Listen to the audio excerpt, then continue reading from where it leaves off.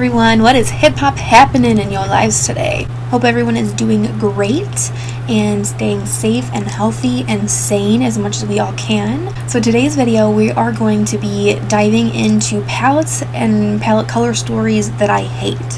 Now hate is a generalized word, it's a big word. I'm not using that as like an absolute certainty that I hate these palettes. I just don't particularly like the color stories that they have to offer within these palettes, and I do think that these palettes could be better if they swapped out a couple different shades, but as they are right now, I don't like them.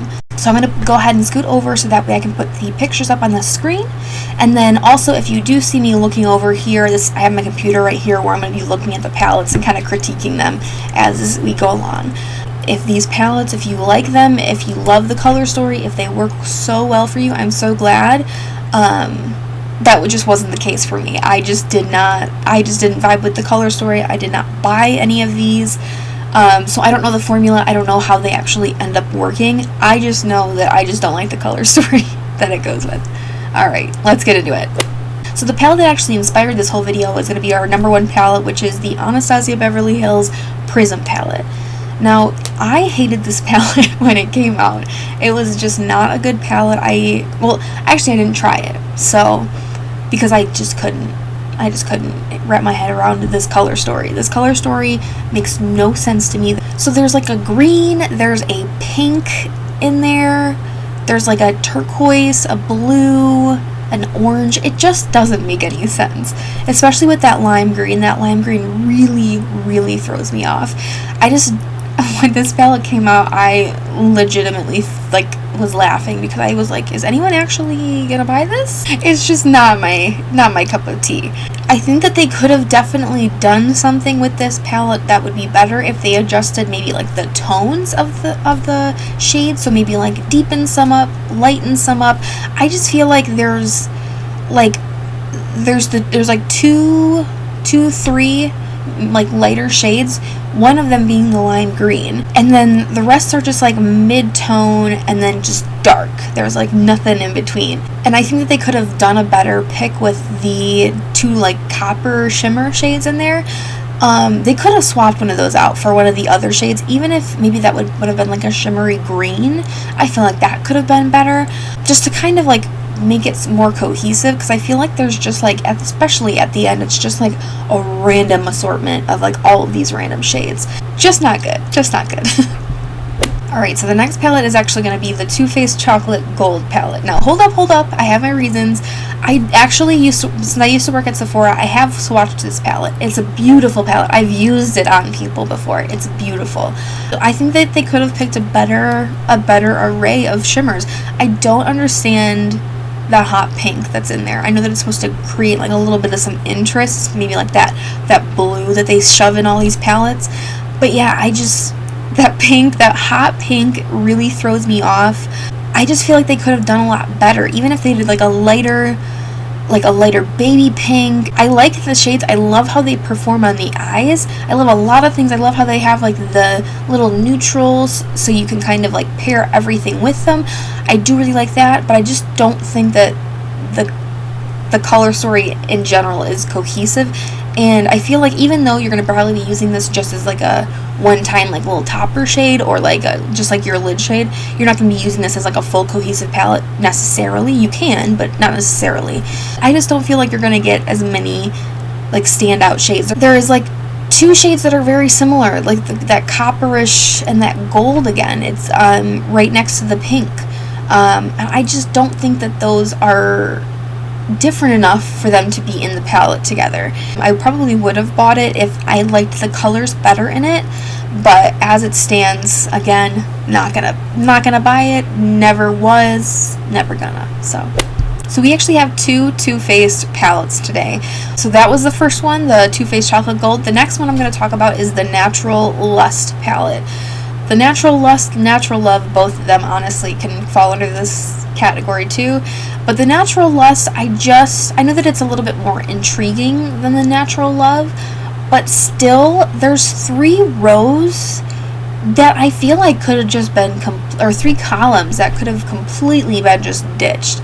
I feel like the first 3 columns of this palette, it doesn't make me inspired. They're all light-ish shades. There's too many similar shades. If they were going to do a palette like this that had these pops, because I feel like the pops of gold, the pops of like blue, and that nice like raspberry color, I feel like those bring interest to the palette, but then when I look at it as a whole, those shades kind of get lost because we have so much of the lighter shades.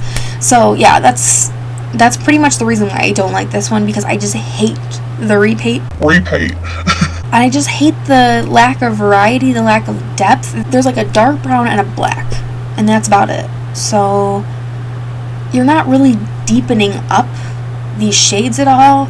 And if they were going to put a blue in there, I feel like you should have like at least a couple different variations of the blue instead of having 17 of the same transition shade. That's just my opinion though. So yeah, have never thought about buying this, will never. No. So bad. Next I have the Givenchy. I don't know if you pronounce it like that, but I'm going to say Givenchy because I'm fancy like that. But yeah, this palette is the Givenchy, the Le 9 Day Givenchy eyeshadow palette, and this is in the cool grays shade. Now, I understand that this is like a cool tone palette. I totally understand that, but I don't get this color story. I don't understand why they have 2 shimmery blacks, 2 shimmery like silvers, 2 pinks, and then like a greenish gray. Why are there 2 shimmery blacks in this palette? I just want to know. I don't get it. But they're so similar that you're not going to get much of a difference on your eye. At least looking at it on the picture. Like, I haven't actually ended up swatching this or ever done that. Plus, I don't think that these eyeshadows are worth it, but that's just my opinion. I guess that pink, that warmer pink could be like, it could warm up your look, but I feel like with cool grays, I'm looking for like cool tone shadows. And I think that they could have utilized it a lot better. I just feel like it's too basic, it's too similar, it's like too many repeat shades. So yeah, and I think that it's kind of saying something that it's a 9-pan palette and it's like boring me. You know what I'm saying?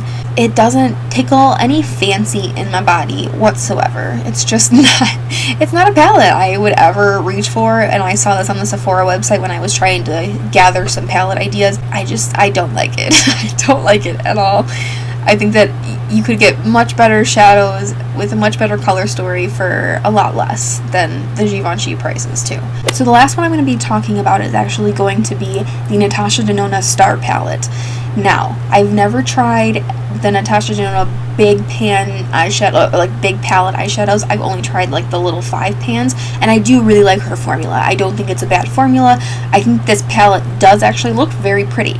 However, I don't love the layout. I don't love that there's that pop of blue again. Just put another shade that kind of complements that shade. Like, bring another blue in. I feel like even like orangey shade to kind of play up with those gold would have looked really pretty with that blue.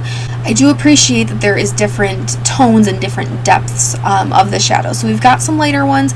I do wish that there was a couple more lighter shimmers, but that is just my opinion, just because I love lighter shimmers for all over the lid or in the inner corner. I feel like with this palette I'd be reaching for other shades. I just don't think together, like I feel like they could have been cool if they kept them at the 9-pan palettes. If you split that down right the middle, I think that they would have actually worked better. Even so, I think that they could have had some adjustments and changes, but overall I just don't get the whole like mushing these two together and not having a completely cohesive color story. Alright everyone, thank you so much for watching. If you did want to know how to create this look, I do have a video of 5 looks, 1 palette with the Glamlite Cake palette. What she looks like, I just got her and she's so pretty. I've already done 2 looks and I've already edited those down. I'm just trying to every day just do another look so we can get that video up as soon as I can, maybe sometime next week hopefully. But I just wanted to make sure that I had this video down because I actually did skip last week because I had a technical difficulty with my camera and iMovie that ended up corrupting all of my video files except for one. So I couldn't post that video, and then I took a couple days off because I was just not in the mood to film because I was so frustrated. But it goes on. So, but if you do have any requests on any makeup looks or any videos, please leave them in the comments down below. That would be super helpful.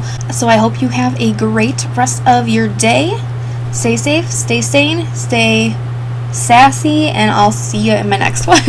Alright, bye.